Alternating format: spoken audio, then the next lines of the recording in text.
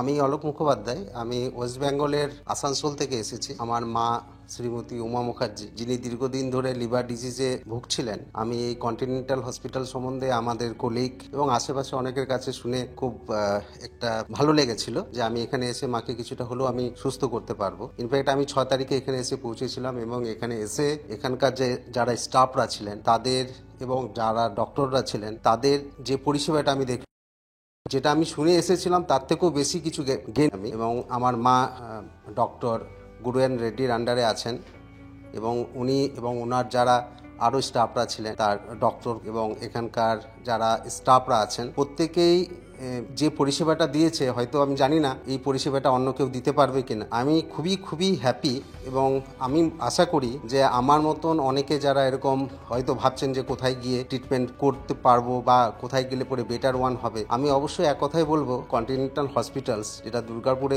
আমাদের হায়দ্রাবাদে অবস্থিত, সেটাতে এসে পরে আপনারা একবার দেখতে পারেন যে এখানকার পরিষেবা কেমন কিংবা এখানকার ট্রিটমেন্টের প্রসিডিওরগুলো কেমন। আই থিঙ্ক আপনারা একটা ভালো কিছু নিয়ে যাবেন। আমি আমার মাকে যে অবস্থায় নিয়ে এসেছিলাম তার থেকে অনেক বেটার ওয়ান করে নিয়ে যেতে পারছি, এটা আমার কাছে খুব আনন্দের ব্যাপার।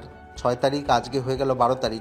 এই 6-7 দিনের মধ্যে মাকে অনেকটা আমি সুস্থ দেখতে পেয়েছি। মা আরও অনেক কিছু ডিজিজেসগুলো ছিল, সেগুলোও তারা খুব যত্ন সহকারে ট্রিটমেন্ট দিয়েছেন। আমার মা খুব হ্যাপি। আমি তার সন্তান হিসেবে মায়ের জন্য যেটুকু করেছি তাতে আমি খুব আনন্দিত।